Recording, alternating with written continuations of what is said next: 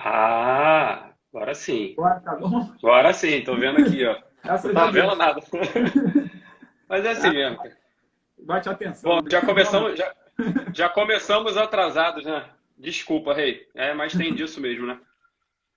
Deixa, não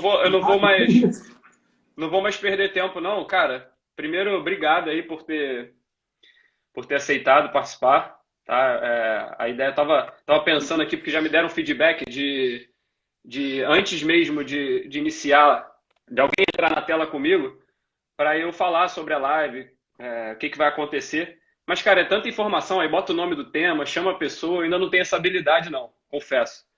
Mas, de certa forma, assim, é um Maneiro. projeto bacana que, na verdade, é ajudar as pessoas, não só os profissionais, mas principalmente as pessoas. E eu não posso falar público leigo, que já me deram esporro, sabia? Posso falar público leigo, É. não. Falar as pessoas que não são da Alunos. área. Alunos, no geral, isso. Foi bom. E aí, cara, reforçar esse agradecimento e queria que você falasse um pouco sobre você, porque vai ficar gravado no GTV e no YouTube e a gente vai poder entregar para mais pessoas esse conteúdo. Legal. Primeiro, eu queria agradecer o seu convite, né? E falar que é uma grande responsabilidade aqui falar para o seu público, né? Que é um público tão selecionado aí, um público tão competente aí. Ou Então, mais que para o mim é um seu. grande desafio. Isso para mim é um desafio, né? Então, pô, isso me dá mais e aumenta a minha responsabilidade. Né? Sou professor de educação física formado há 14 anos e vou contar uma história meio que do meio para falar por que a gente resolveu falar desse assunto e como eu cheguei a estudar esse assunto. Né? Primeiro, eu quero dizer que esse tipo de abordagem de controle motor, ele não vem para eliminar nada do que a gente fazia. Pelo contrário, ele vem para somar. A gente tem que acrescentar esses conhecimentos para quem trabalha com musculação, para quem trabalha com treinamento de força, para quem gosta de kettlebell, para quem gosta de ginástica localizada, para quem gosta de treinamento funcional. Então, ele é uma abordagem que vem enriquecer isso. Tá? Porque a gente não pode criar essa confusão que isso elimina tudo. Primeiro momento. Né? E que esses conceitos também associados à biomecânica, à fisiologia, o conceito de controle motor, ele deixa, acho que é importante para um profissional começar a adquiri-los para levar um serviço melhor. Né? Controle motor não é um método. Né? Controle motor é mais uma forma de pensar. Né? É mais uma associação que a gente está com tudo que a gente já tem de conteúdo, né? De fisiologia, de biomecânica, e dos métodos que a gente estuda, mas é mais uma forma de pensar. Quando tudo começou isso? Quando eu comecei a me interessar por esse assunto? Em 2011, 2012, veio um boom no Brasil, né? Não sei se você lembra. Nessa época eu era coordenador, em 2012 eu saí da coordenação, e saí da profissão e voltei. E tinha muita informação sobre isso e eu não achava eu não conseguia me encontrar muito em relação à informação qualificada sobre o método de treinamento funcional. Eu achava as coisas um pouco rasas. Né? A gente não tinha muita definição, não tinha muito acesso a todos os autores, a todos os cursos no Brasil, as coisas não chegavam até a gente muito. Né? A gente não sabia se isso aí é repetir movimento esportivo, é repetir movimento diário. Então aquilo ali meio que ficava no vácuo e eu tentava trabalhar com aquela informação que a gente tinha, fiz alguns cursos, aqueles cursos para mim no momento não foram muito suficientes para explicar, eu achava que tinha mais coisa por trás. Eu já tinha ouvido falar da MVF, né, do professor Marcos Vinícius Gomes. Aí em 2013, finalzinho de 2013, eu fiz um workshop com ele. Pô, e ali o cara me pegou, entendeu? Nesse workshop eu percebi, cara, esse é o caminho. Porque era uma coisa complexa, tinha muito conhecimento ali que... Isso num workshop de 2 dias. Tinha muito conhecimento ali que eu não tinha nunca ouvido falar. E ele tinha um embasamento teórico muito bacana e também tinha um conceito prático bacana também. Foi um workshop teórico e prático que foi muito legal. Então, em 2014, eu fiz o meu primeira certificação da MVF. Fiz várias, né? Fiz umas 5. Parece meio doido, mas a coisa vai ficando mais difícil e a gente vai querendo somar conhecimento. Mas a partir daí, quando eu comecei a fazer MVF, em 2014, após isso, o curso dos métodos de FMS, curso de Querobel, né? A galera foi fazer curso lá fora e veio trazendo os cursos para cá. Então, eu fui somando esse tipo de conhecimento. Só que são cursos de métodos, né? E foi muito legal, fiz bastante curso. Na época, eu fiz dois cursos de Querobel, fiz curso de FMS, fiz curso de levantamento olímpico, tudo isso mais vinculado ali ao treinamento funcional. Só que a MVF, ela não é uma metodologia somente de treinamento funcional. Ela é um pouco mais complexa que isso, diria muito mais. Porque ali, além de professores de educação física, também tem fisioterapeutas e a base é muito na neurofisiologia e também com uma abordagem no controle motor. E era onde eu tinha mais dificuldade, porque a gente acaba que na faculdade a gente aprofunda pouco e eu tinha necessidade de buscar esse conhecimento. Aí legal, a gente falava lá dos autores do treinamento funcional, os mais clássicos, Verne Gambetta, Juan Carlos Santana, Gray Cook, todos esses autores que embasaram aí todo esse conhecimento de treinamento funcional nos últimos anos para a gente, né? Só que isso também, o que me motivou é que na prática, né, na minha prática, assim, eu me deparava com algumas coisas que eu não conseguia entender, coisas relacionadas à dor, coisas relacionadas ao esporte, que eu já comecei a trabalhar com esporte, com tênis em 2015, em relação ao aprendizado motor e controle motor e a dor, que eu achava que tinha que buscar mais. Então, eu fiz a MVF por alguns anos e, paralelamente a isso, eu comecei a buscar outros cursos de autores de assuntos que eu tinha mais dificuldade, né? Que eram justamente as coisas relacionadas à neurofisiologia da dor e sobre o controle motor. Vou beber uma aguinha aqui.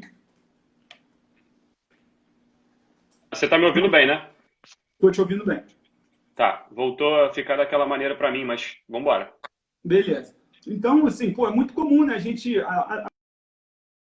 algum momento, esse indivíduo que era paciente, ele passa a ser aluno.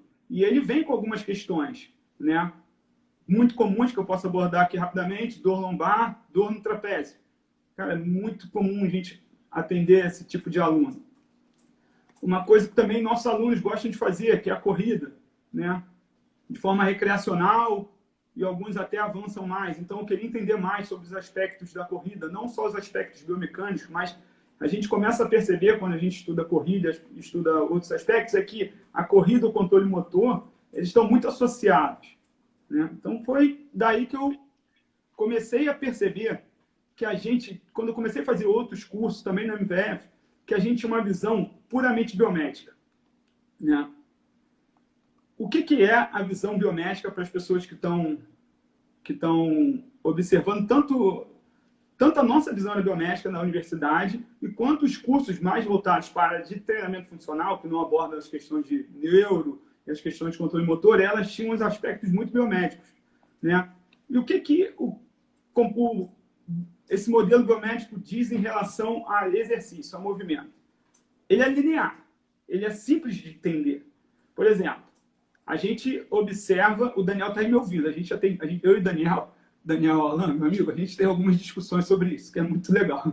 Ele me puxa, cara, isso é importante. Então, assim, o que diz o modelo biomédico? Você tem uma alteração de padrão de movimento.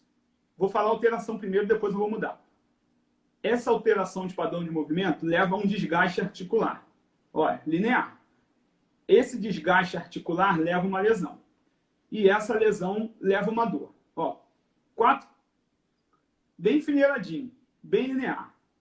Compensação de movimento, alteração de movimento, desgaste articular, lesão, dor, né? E o quanto você sente de dor, né? A gente chama de magnitude da dor, o quanto dói, se dói muito ou pouco, está totalmente relacionado com o tamanho da lesão, né? Com a magnitude da lesão.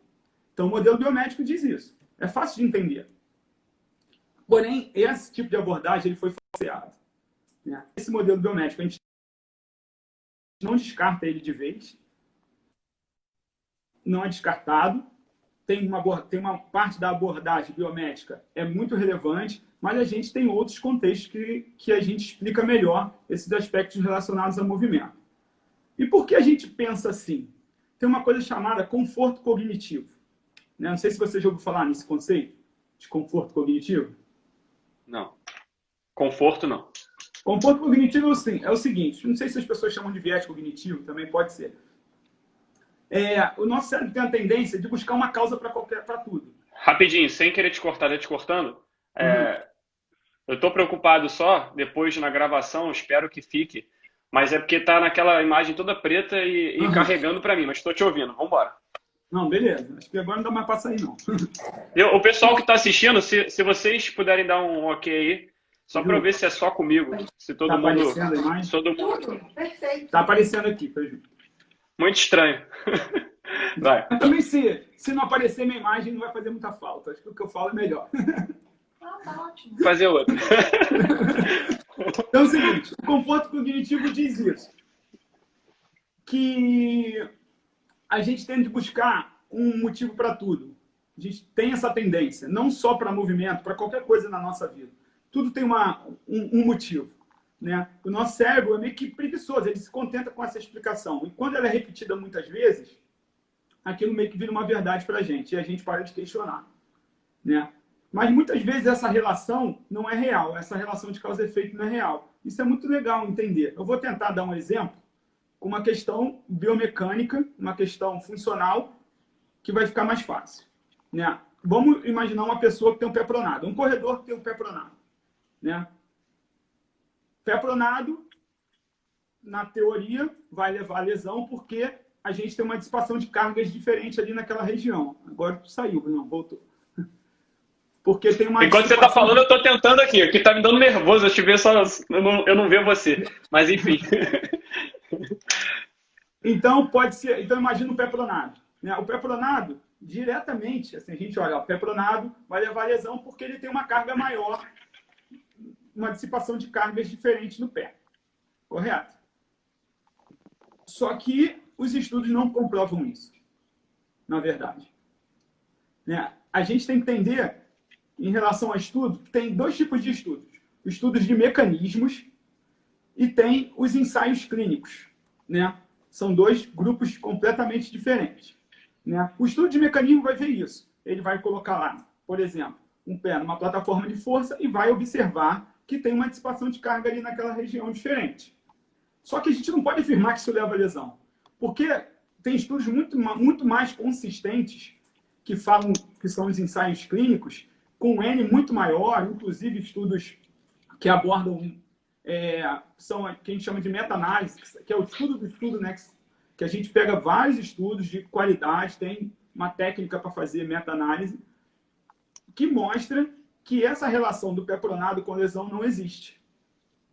Né? Então, para exemplificar aqui o nosso conforto cognitivo, isso acontece para um monte de coisa. Isso acontece para joelho valvo, isso acontece para discinesia escapular, isso acontece para um monte de coisas.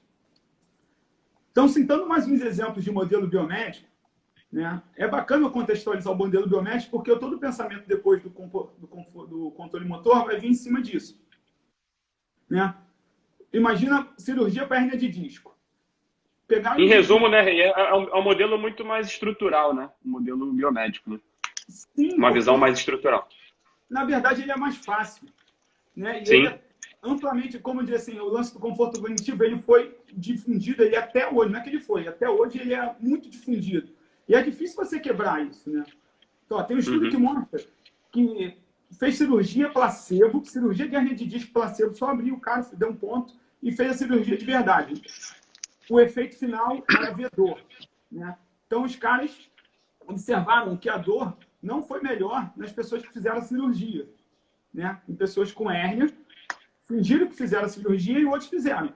Então, o desfecho dor, que era o objetivo do estudo, não foi melhor. Um exemplo. Correção postural e ergonomia contra exercício.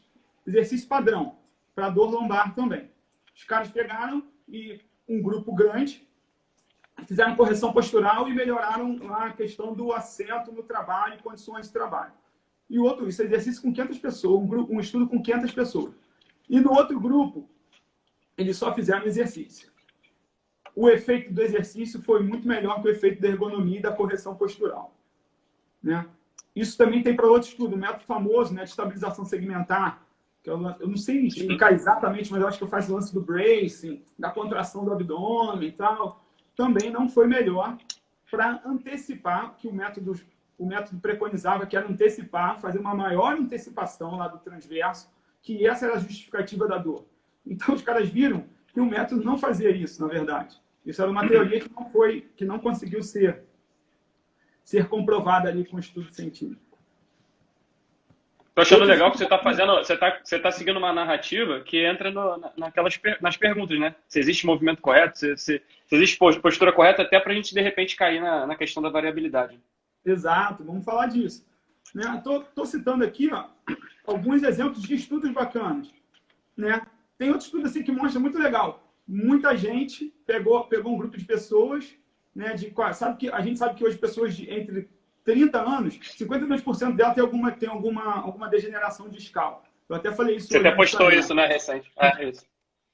Só que essas pessoas não sentem dor. A maioria delas não sentem dor. E quando chega a 40 anos, 40 anos, que é a minha faixa etária, 66% das pessoas, quer dizer, se eu for fazer um exame agora, provavelmente eu vou ter uma degeneração discal. Então, essa lesão, entre aspas, ela não está direcionada à dor, não está diretamente correlacionada com a dor. Eu falei isso para... Cara, eu anotei um monte aqui, mas vou até passar um pouco direto, senão vou gastar muito tempo. Tem um que é importante, que eu não vou pular não, que é do screening. Tem um estudo, o FMS, né? Para quem não é profissional de educação física, a FMS é um método de avaliação amplamente difundido, muito utilizado no futebol, que busca observar disfunções, né, no indivíduo através de 7 exercícios. Eu sou formado pelo FMS. E para cada disfunção, para cada grupo de disfunções, você tem padrões corretivos. Né? Então, ele caracteriza bem disfunção e correção. Né? Modelo biomédico puro. Não só o FMS, como modelos como o NASM também, que também é uma grande instituição americana, também utilizam esse padrão. E tem estudo mostrando que o FMS não foi correto para observar a redução de lesões em atletas de futebol na temporada lá que ele estudava. Então, assim, a gente hoje sabe que não tem essa relação tão direta, né, em relação ao modelo biomédico de observar disfunção, dor e lesão. Então, acho que consegui explicar um pouquinho até por que eu cheguei nesse tipo de estudo de controle motor, qual era o meu objetivo, de passar a estudar isso nos últimos 2, 3 anos. Perfeito. Cara, é muito estranho não te ver. Caraca, porque é uma relação assim que eu não sei quando eu posso te cortar, enfim, vamos nessa. Cara, Rei, a gente tinha até comentado anteontem, né? Acho que foi anteontem. Cara, perfeita essa introdução. Acho que já deu pra galera. Se tiverem mais curiosidade, pode ir lá. Ele tá com um projeto aí muito bacana no Instagram dele. E, ao mesmo tempo, a gente conversou sobre variabilidade motora, né? Cara, que eu achei esse conteúdo muito legal, né? Que até para as pessoas entenderem, e não só os profissionais, mas até as pessoas que encaram o exercício só como um exercício estereotipado, ou então uma reprodução de movimento. Acho que é legal a gente entrar nesse aspecto. O que você acha?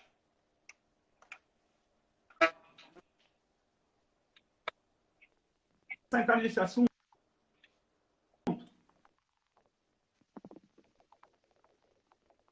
é legal a gente falar, né? É difícil falar, mas vou falar um pouquinho sobre sistema dinâmico, o que é. Na verdade, eu já dei a introdução e é nesse sentido, do sistema dinâmico e falar. Essa teoria, ela mostra que não tem essa associação de causalidade tão direta assim. Eu vou dar um exemplo do que é causalidade. Né? Fazer uma brincadeira. Hoje tem jogo do Flusão, então vou fazer uma brincadeira. Fluminense, entre 2007 e 2012, ganhou 3 títulos brasileiros. Correto? 3 títulos brasileiros, entre 2007 e 2012, né? Em 5 anos, ganhou 3 títulos nacionais. Ao mesmo tempo, nesses mesmos 5 anos, foi a época, estou brincando, não estou chutando, que teve menos acidentes de carro no Rio de Janeiro.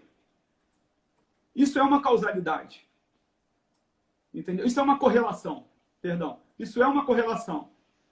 Os anos que o Fluminense mais ganhou título nacional, os 5 anos que o Fluminense ganhou mais título nacional, teve mais acidente de carro. Mas, cara, na verdade, não é uma relação de causa e efeito. Então, a gente tem que entender primeiro o que é uma correlação e uma relação de causa e efeito. São coisas completamente... Quer dizer, não são completamente diferentes. Às vezes, elas não se explicam.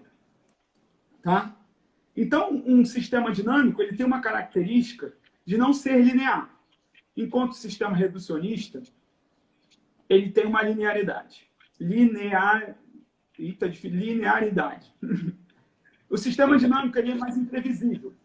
O sistema reducionista ele tem uma previsibilidade mais fácil.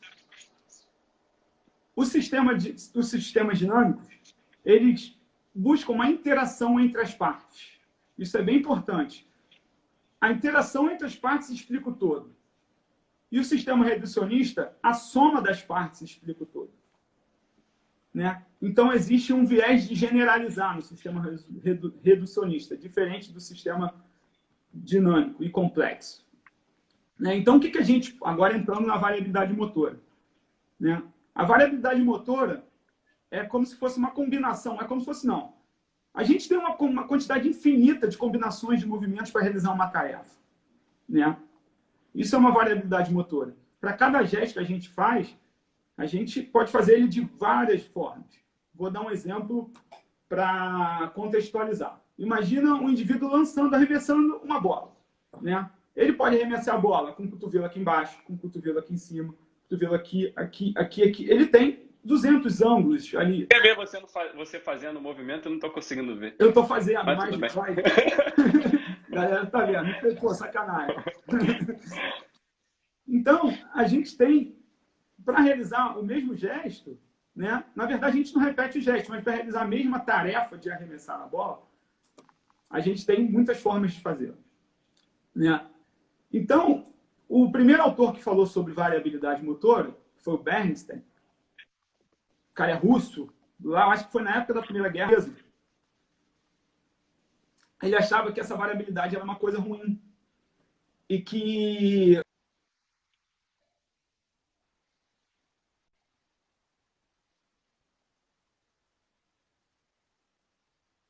ao longo do tempo, isso meio que foi uma verdade, e tentava se criar uma única de fazer o movimento. Um autor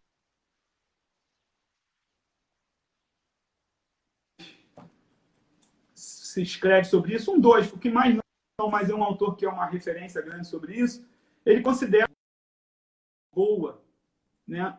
Essa variabilidade, o Bernstein achava que isso era uma redundância, que a gente não precisava ter tanta variabilidade. E ele achava uma forma de controlar. A Carol está falando que a imagem não fica tão boa. Mas o Latache não. O Latache percebeu que essa variabilidade é boa.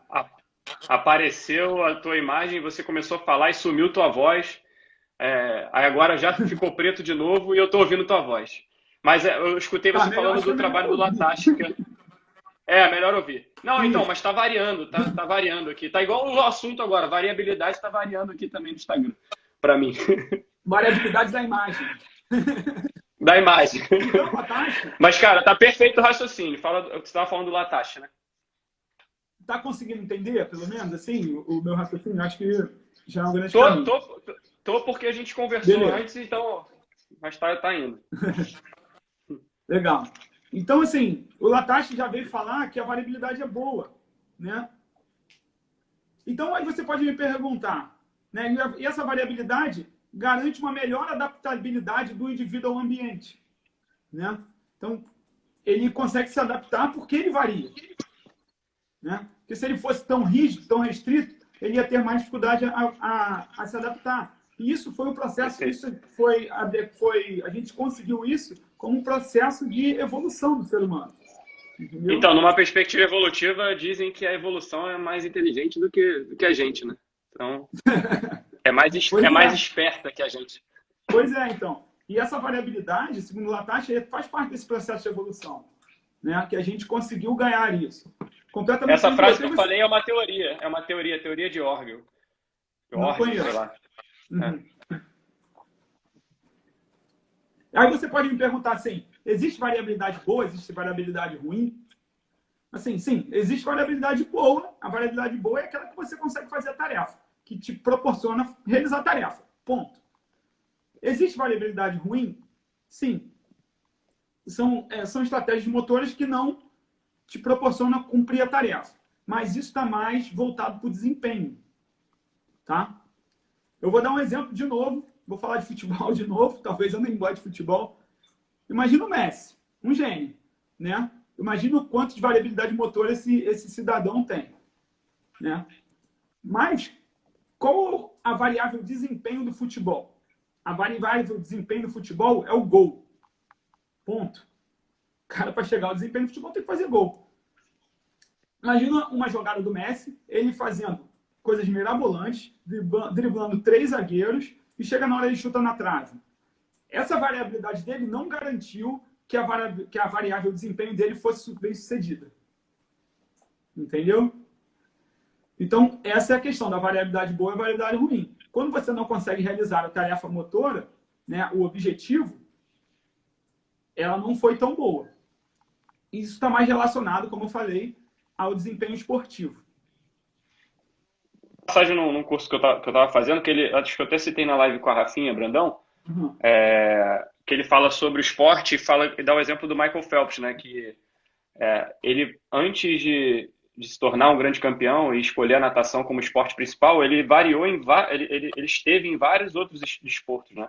Ou seja, ele teve uma gama de experiências motoras em outros esportes, né? Com as especificidades desses esportes antes mesmo de vir para a natação. Será que talvez não seja um caminho interessante para quando se fala de performance, né? Em determinado esporte? Cara, não tem dúvida. Eu acho que isso aí já está descrito até na literatura. Assim. Antes que eu leio sobre treinamento esportivo, que eu leio sobre aprendizado motor, é que até 14, 15 anos, ali, não que ele não possa começar a já desenvolver bem no esporte-alvo. E eu trabalho com tênis, isso eu estimulo. Cara, tem que fazer muito esporte. Quanto mais tarefas ele realizar, mais soluções ele vai ter. Quanto mais esporte ele fizer, quando ele tiver um problema, né, entre aspas, quando ele tiver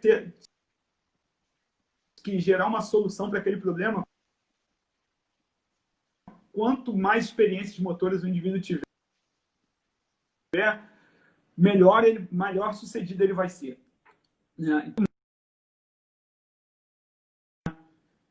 Então, a questão da variabilidade, está me ouvindo, Bruno? Acho que falhou para o Bruno. Gravado aqui. Tá picotando. Fala aí. A Ju está me ouvindo. Né? Então, se você não está me ouvindo bem, as pessoas que estão ouvindo, a Ju está acompanhando aqui. Então, a gente falando no papel,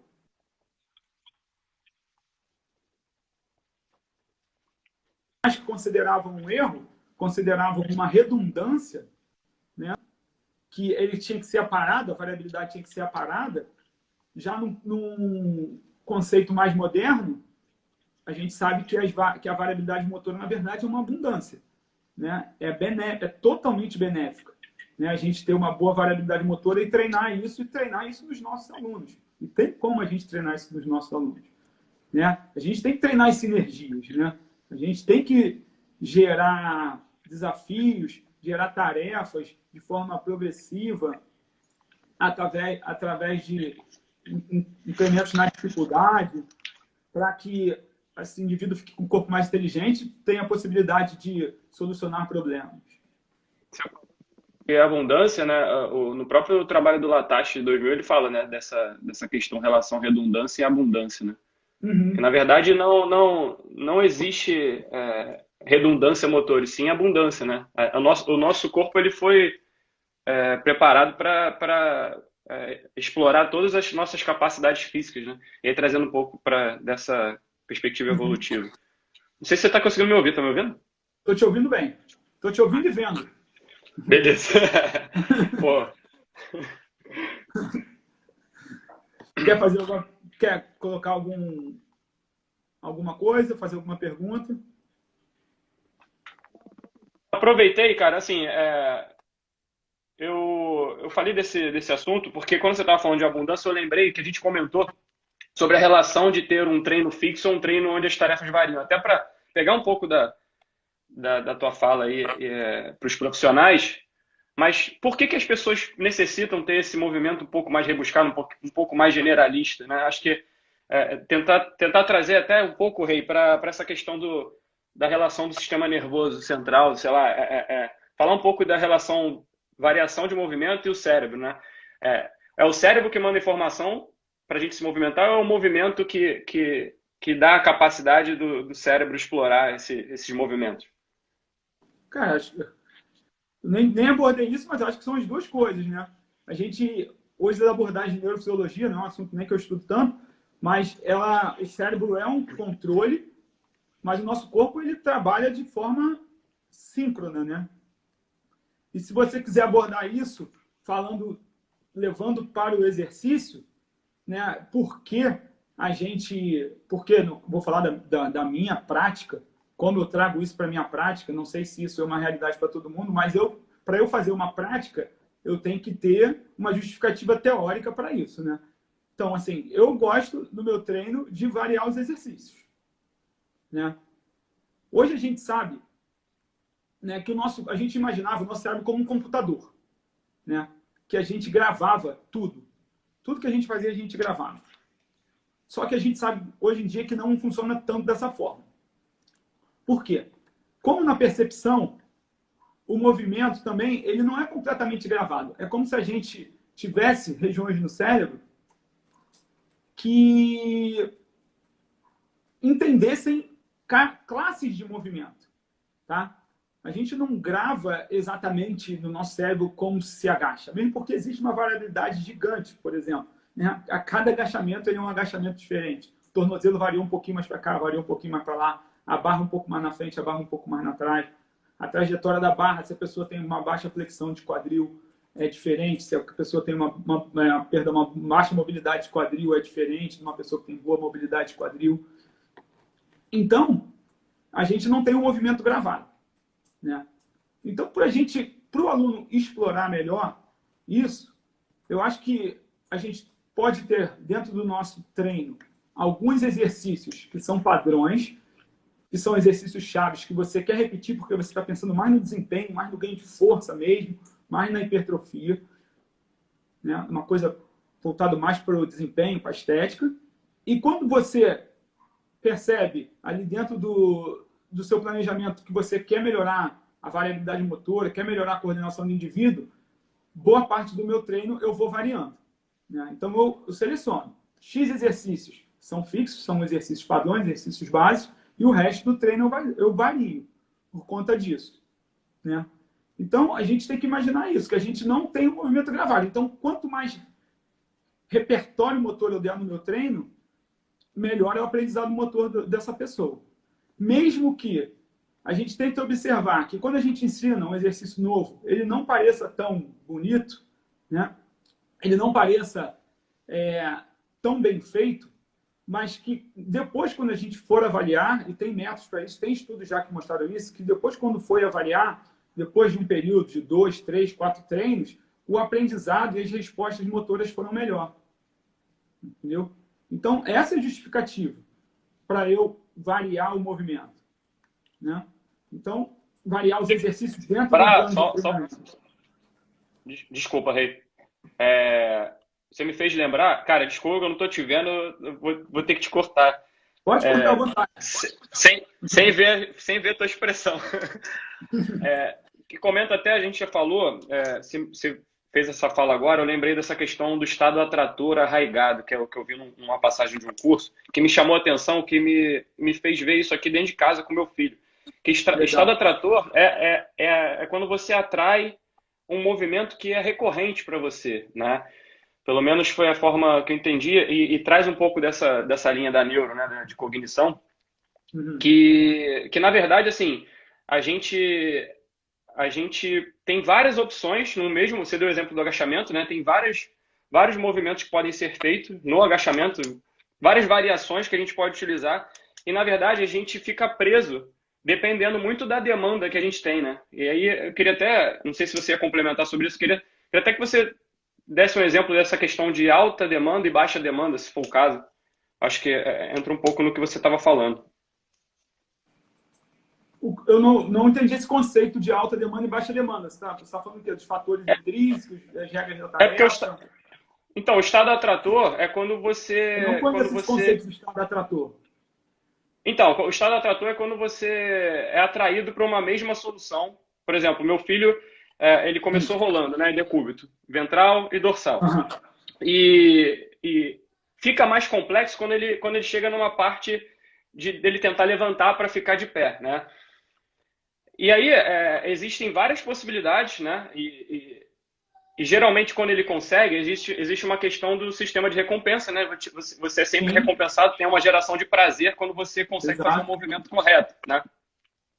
E esse estado, ele fala que é um estado atrator arraigado, é gravado, e fica na memória. Então você vai sempre querer caminhar para aquela solução de movimento. Sendo que, na verdade, não existe só aquela solução, existem várias outras soluções de movimento, né? Então, trazendo para a linha do exercício atrelado a uma tarefa, acho que é legal a gente entender, porque assim, a gente faz muita avaliação, você deu o exemplo do FMS, a gente faz muita avaliação sem carga, né? Sem demanda de carga. Mas, de repente, dependendo do caso, seria legal a gente avaliar o cara com carga, né? Para entender como é que ele se movimenta de fato, né? Óbvio que depende do objetivo. Tem uma série de coisas. A questão da avaliação... Ficou claro agora? Hoje a questão da avaliação é uma coisa muito complexa, tá?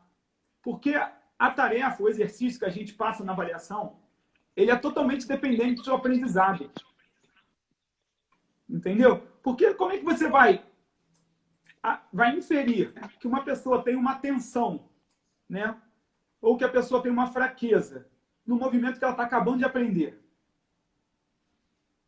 Então, isso, cara, quando eu comecei a estudar o FMS, quando eu comecei a estudar as questões do NAD, eu questionei isso, cara. Eu passei a questionar isso em algum momento. Porque, cara, é essa linha mesmo. Não dá pra gente avaliar um movimento, né, avaliar um agachamento, no primeiro dia que você está ensinando o cara. Ele tá aprendendo ainda. Né? Você tem que dar recursos para ele, para depois avaliar. Talvez a avaliação deveria ser feita um mês depois. Né? Porque você vai tirar uma conclusão, você vai, teoricamente, pautar a sua prática baseado numa coisa que não é real. Né? Porque o aprendizado ele é dependente da prática. Né? E a prática vem com o dia a dia. Né? Não adianta você somente falar. Né? Entrando nesse assunto de falar e de correções, né? Já tem estudo também que mostra que nós profissionais de movimento, nós profissionais de educação física, a gente tem que ter até cuidado na hora de corrigir. Né? Porque o excesso de correção, muitas vezes, leva uma sobrecarga no nosso sistema cognitivo que o aluno se perde, cara. Então, você dá tanta informação para o cara... Isso que você está falando é o que a gente mais vê, né, cara? Que chove formas de corrigir o aluno, né? As pessoas que praticam exercício físico, quando na verdade a gente está causando não uma fobia, mas dependendo da pessoa, uma fobia, uma cinesiofobia ao movimento, né? Sim. Cinesiofobia já é fobia ao movimento. Já é. Então, falando disso, né, eu acho que isso acontece mais, assim, também, no processo de avaliação numa prática. Né? Como é que funciona? A gente vai passar uma informação para o aluno. Isso eu acho que talvez seja o fator mais importante aqui que a gente vai falar. A gente vai passar uma informação para o aluno. As tarefas, não que elas não devam ser corrigidas. A gente tem que criar regras para a tarefa. Não tem problema nenhum. Tá? Tem uma forma de agachar que é mais eficiente que a outra para levantar mais carga. Isso é regra da tarefa. Eu quero que nesse momento você levante mais carga e para isso você precisa colocar o pé assim assado. Você tem que trabalhar a mobilidade do quadril, o teu tornozelo tem que estar mais móvel, você tem que fazer mais força em algum lugar. Problema nenhum. Isso aí é regra da tarefa. Só que quando a pessoa ela faz uma tarefa e você percebe alguma coisa, a forma que você corrige, a forma que você aborda, em vez de você levar um benefício, você leva um medo. Então, o cara acaba achando que sempre que ele fizer aquilo, ele vai se machucar. E isso também não é uma verdade. A gente não tem como falar que isso vai acontecer. Né? E isso a gente chama de nocebo. Né? Eu acho que o nocebo, nós profissionais de movimento, né, a gente fez, eu, Reinaldo, eu fiz nocebo pra caramba nos outros. Tá? Eu fiz, cara. Porque a gente ensinava meio que pelo medo, sabe? E a gente sabe que o nocebo gera um estado de hipervigilância na pessoa. Né? Você levou isso também, né? Eu vi. Pra gente explicar o que é hipervigilância. A gente não precisa ficar o tempo todo pensando na nossa postura. A gente não precisa ficar o tempo todo se acertando nos nossos ombros. A gente não precisa ficar o tempo todo com o bumbum empinando o bumbum para ficar com o tronco retinho. Cara, nossa, em relação a isso. Né? Então, eu já até mostrei um estudo aí em relação à questão do ambiente de... Não é ruim, pelo contrário, é bacana que você tenha um ambiente de trabalho ergonômico e favorável ao seu trabalho. Mas não é ela que toma conta de tudo, não é ela determinante. Né? Lamento quem se amarra em ergonomia. Ela é bacana, mas tem outras coisas mais importantes que ela. Por exemplo, fazer exercício. Né? Não adianta o cara assim, pô, eu tenho uma estação de trabalho bonitona, cara, minha cadeira é linda, no meu intervalo tem uma massagem, mas aí o cara chega em casa, joga videogame, come fandango, come chocolate, toma Coca-Cola, dorme mal. Aí a culpa é da ergonomia. A culpa da dor é da ergonomia. Então, cara, a dor, a lesão, ela é multifatorial. A gente não pode botar a culpa só na postura e só na ergonomia. Entendeu? Então, a gente tem que ter muito cuidado com essa questão do nocebo. Pode interromper. Avisar que, pelo meu relógio aqui, faltam menos de 10 minutos, tá? Do que eu entrei antes de você. Então, só pra gente conseguir fazer uma conclusão final. E eu tô muito puto que eu não tô conseguindo te ver. Só pra deixar claro pra todo mundo. Relaxa, vamos fazer outro, então.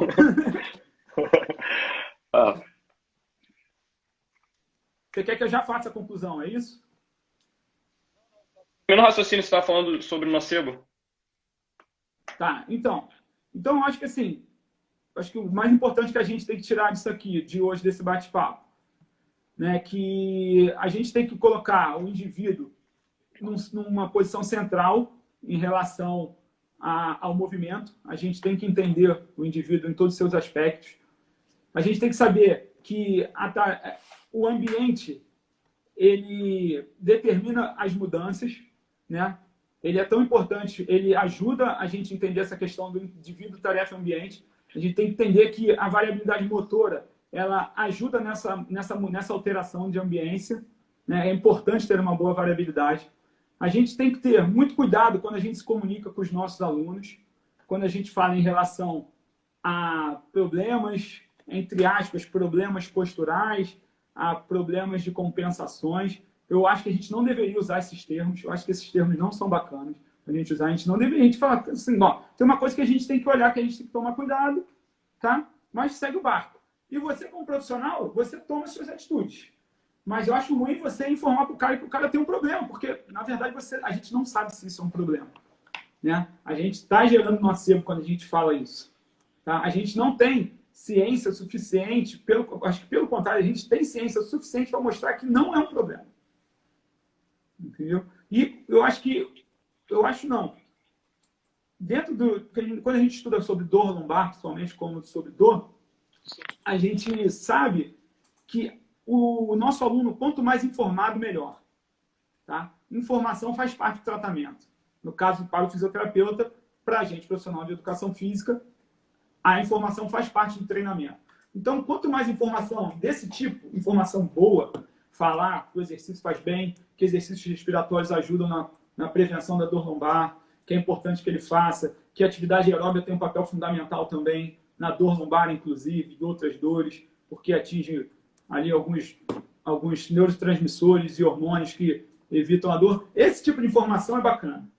né? Se a gente ficar somente nos pautando, talvez para nos proteger, e algumas vezes para prender aquela pessoa ali, a gente, pelo medo, eu acho que é um caminho muito equivocado. Então, esse é um recado. Reinaldo, acabou de aparecer os comentários aqui para mim, que também estava fora. Aí eu aproveitei que eu não estou te vendo, eu estava esperando você concluir só para eu ver se tinha alguma pergunta aqui do pessoal. Tem uma pergunta aqui do Odanial. É o Dani. Odanial. Velocidade de movimento tem relação com controle motor? Perdão? Movimento tem relação com controle motor? Cara, assim, como eu falei no início, né, controle motor é uma forma de pensar, né? É uma forma de entender o movimento. Então, tudo que está relacionado ao movimento tem relação com controle motor, né? É uma pergunta um pouco abrangente, né? Assim, como eu posso treinar velocidade de movimento e aumentar a variabilidade do meu aluno? Eu posso chegar em algum momento treinar uma forma de variar o treino. Ó, a gente está ali no supino. Primeiro você vai fazendo uma cadência de 2 segundos, tá? 2 segundos na concêntrica e 2 segundos na excêntrica. Na segunda série, você vai fazer na cadência de 1 segundo. Você pode botar lá um metrônomo, molinho, tem um aplicativo.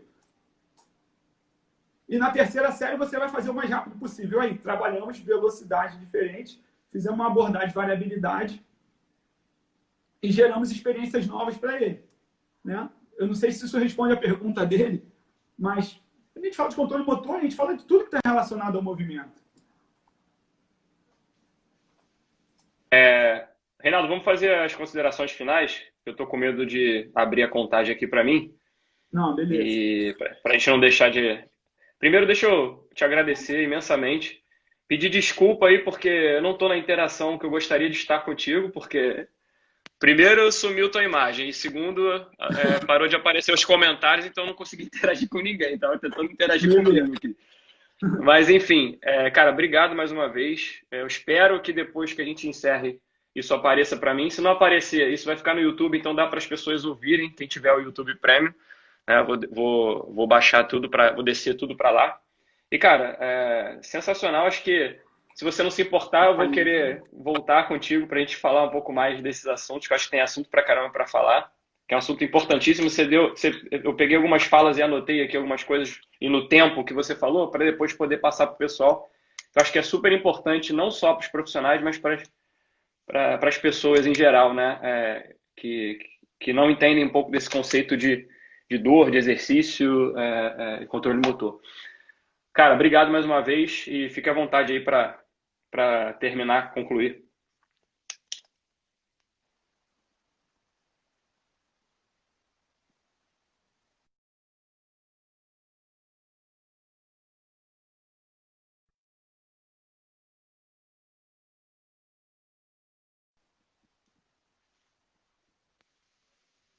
Nada. E nem vendo, eu já não estava vendo. Me derrubar, não sei se o Reinaldo está falando, mas eu não estou ouvindo ele. Então, queria agradecer a participação de vocês. Peço desculpas quem participou aqui e não conseguiu ver bem. Eu não ouvi muito bem, ouvi mais do que vi, né? O Reinaldo, e essa interação ficou falha vindo da minha parte. Obrigado aí pela participação. Eu vou descer esse conteúdo aqui para o IGTV, vamos ver como é que vai ficar. E depois eu vou colocar no YouTube, só reforçando quem não tem o YouTube Premium. Quem tem o YouTube Premium, você vai conseguir ouvir, se não tiver a nossa imagem, tá? Porque vai baixar para mim aqui agora. Obrigado a todo mundo. Beijo grande. E sem dúvida a gente vai ter que voltar.